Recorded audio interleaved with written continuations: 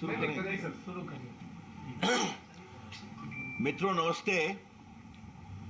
एक बहुत ही महत्वपूर्ण विषय पर पार्टी की ओर से टिप्पणी करने के लिए आपके बीच आया हूं। यह एक ऐसा मामला है जिसका अंतर्राष्ट्रीय भी इंप्लीकेशन है, राष्ट्रीय इंप्लीकेशन है और राष्ट्र की सुरक्षा से भी इंप्लीकेशन है। और यह विषय राहुल गांधी के संबंध में है। गुलाम नबी आजाद, बाकी पूर्व कांग्रेसी नेताओं पर जो अडानी को लेकर राहुल गांधी अपनी बात कहते हैं, उस पर मुझे कुछ नहीं कहना है, उनके बीच की बात है। लेकिन गुलाम नबी आजाद जो कांग्रेस में 50 साल तक रहे, केंद्रीय मंत्री रहे, जम्मू कश्मीर के मुख्यमंत्री रहे, विपक्ष के नेता रहे, कांग्रेस के महामंत्री रहे और उन्होंने इंदिरा गांधी, राजीव गांधी जी, सोनिया गांधी जी सबों के साथ काम किया है। उन्होंने एक बहुत ही गंभीर आरोप लगाया है कि राहुल गांधी जब भी विदेश जाते हैं तो कई अनडिजायरेबल बिजनेसमैन से मिलते हैं। और गांधी परिवार के प्रति मेरा सम्मान है, लेकिन गांधी परिवार का कई व्यापारी घरानों से संबंध है। Mr. Ghulam Nabi Azad has clearly stated that whenever Mr. Rahul Gandhi goes abroad, he meets many undesirable businessmen. And the Gandhi family has close association with many business houses. थोड़ा मैं आपको सुनाना चाहता हूं। Tweet from Mr. Rahul Gandhi mentioning your name and associating with Adani and all. How do you feel after seeing that tweet? It is shame. Rahul Gandhi saying, I have never any association with any businessman, whereas their entire family had all along the association with businessmen, including him. I still want, because I have a great respect. I have a great respect for the family. I don't want to speak anything. Otherwise, I can give 10 examples where he would go and meet even outside the country to meet even people who are undesirable businessmen. तो मैंने कोई अपनी बात नहीं कही। अभी गुलाम नबी आजाद ने जो टिप्पणी की वो आपको सुना दिया। इससे एक बड़ा सवाल उठता है कि राहुल गांधी हर 4-5 महीने के बाद विदेश जाते हैं। किससे मिलते हैं राहुल गांधी जी? क्योंकि बाकी तो जाते हैं तो क्या क्या बोलते हैं कि भारत के लोकतंत्र पर ही सवाल करते हैं, वो चर्चा हम लोग कर चुके हैं। लेकिन राहुल गांधी किससे मिलते हैं? ये अनडिजायरेबल बिजनेसमैन कौन है? ये देश जरूर जानना चाहेगा। और हम चाहेंगे कि ये बात सच्चाई देश के सामने आनी चाहिए कि राहुल गांधी जी जब भी विदेश जाते हैं तो किस तरह के अनडिजायरेबल एलिमेंट से, बिजनेसमैन से, अवांछनीय बिजनेसमैन से वो मिलते हैं और उनके मिलने का एजेंडा क्या होता है। और दूसरा सवाल ये उठता है कि जब भी राहुल गांधी विदेश से भारत लौटते हैं तो उनका और हमला तेज हो जाता है। जरा शांत रहिए। तेज हो जाता है भारत के ऊपर, प्रधानमंत्री के ऊपर, भारत की प्रगति के ऊपर। आज तक राहुल गांधी जी ने पिछले 9 साल में भारत की विकास यात्रा में एक भी अच्छे शब्द नहीं कहे। चलिए उनका विषय है। लेकिन आज भारत दुनिया की 5वीं इकॉनमी बन चुका है, इंग्लैंड से आगे निकल चुका है। भारत का आईटी सेक्टर, भारत का डिजिटल सेक्टर, भारत का स्टार्टअप सेक्टर। याद करिए कि जब कोरोना काल में मेड इन इंडिया वैक्सीन ने दुनिया में अपना परचम लहराया तो उसका भी विरोध कर रहे थे कि कौन सी वैक्सीन है। तो क्या Rahul Gandhi anti India businessman के इशारे पर भारत को कमजोर करने की कोशिश कर रहे हैं? और मोदी जी के खिलाफ अभियान कर रहे हैं। मैं फिर कहूंगा, ये अनडिजायरेबल बिजनेसमैन विदेश में कौन है? और जब भी राहुल गांधी उनसे मिलकर आते हैं तो भारत के खिलाफ, मोदी जी के खिलाफ, भारत की विकास यात्रा के खिलाफ उनकी जबान और तल्ख हो जाती है। ही बिकम्स मोर एग्रेसिव। तो कहीं ना कहीं भारत की अंतर्राष्ट्रीय छवि को कमजोर करने के मामले में जो इस तरह के अनडिजायरेबल बिजनेसमैन विदेश में काम कर रहे हैं, राहुल गांधी उनके साथ तो काम नहीं कर रहे हैं। इसीलिए कोई भी बात करें, स्टार्टअप तो मजाक करेंगे, भारत का मेड इन इंडिया वैक्सीन जो दुनिया में 80 देशों में गया उसका मजाक बनाएंगे, लॉकडाउन का मजाक बनाएंगे, भारत की आर्थिक प्रगति का मजाक बनाएंगे और बाकी बात कहते हैं। तो भाजपा का स्पष्ट आरोप है कि श्री गुलाम नबी आजाद ने जो 10 कम से कम अनडिजायरेबल बिजनेसमैन की बात कही है, जिससे राहुल गांधी बाहर मिलते हैं। राहुल गांधी बताएं ये बिजनेसमैन कौन है, ये देश के सामने आना चाहिए। दूसरी बात कि राहुल गांधी का एजेंडा है क्या, वो चाहते क्या है?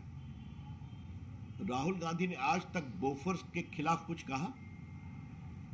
आज तक कोतरोकी को कैसे भगाया गया हिंदुस्तान से, और कोर्ट के आदेश के बावजूद तत्कालीन कानून मंत्री हंसराज भारद्वाज ने अपने लॉ अफसर को भेजकर लंदन में जो उनका डील का मनी छुड़वाया बैंक से जो सीज था, इस पर कुछ कहा?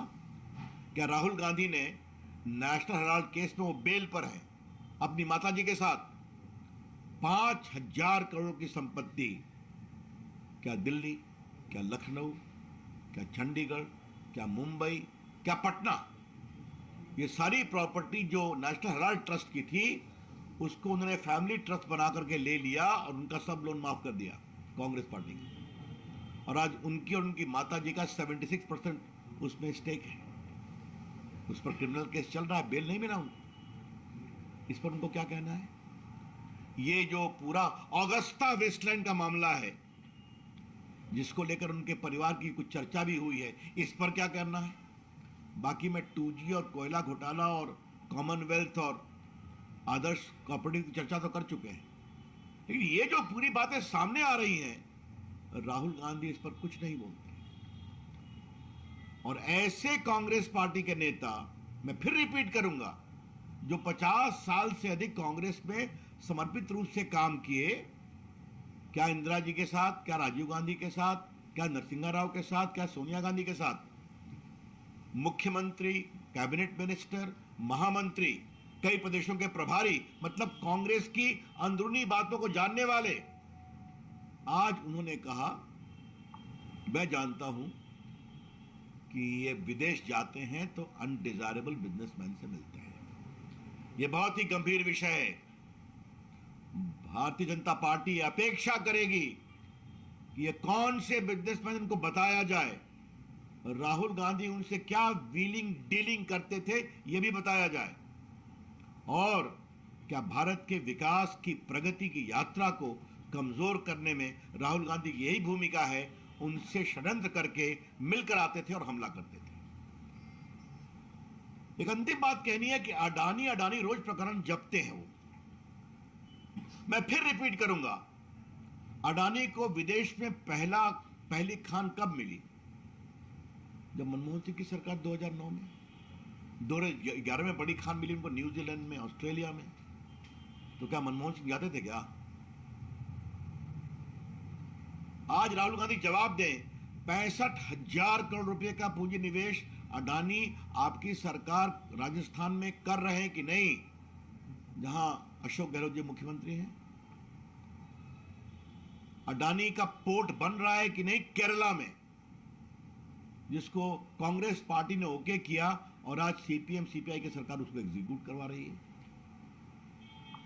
अडानी को कोयला खदान का एक्सपेंशन छत्तीसगढ़ की कांग्रेस सरकार ने दिया या नहीं दिया?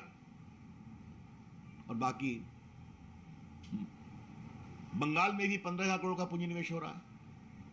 तो राहुल गांधी कुछ नहीं बोलते हैं इस पर, आज तक जवाब नहीं देते हैं। और खाली झूठ बातें करना, बेबुनियाद आरोप लगाना उनकी फितरत बन गई है। इसके हम बहुत भर्त्सना करते हैं। लेकिन राहुल गांधी जी, आज आपके खिलाफ आरोप आपकी पार्टी के एक 50 साल के कर्मठ नेता ने लगाई है कि आप विदेश में अनडिजायरेबल बिजनेसमैन से मिलते हैं और मिलकर जब हिंदुस्तान आते हैं तो भारत के खिलाफ, सरकार के खिलाफ आपका स्वर और आक्रामक होता है, गलत बयानी और झूठ के साथ। आज इसका जवाब आपको देना पड़ेगा।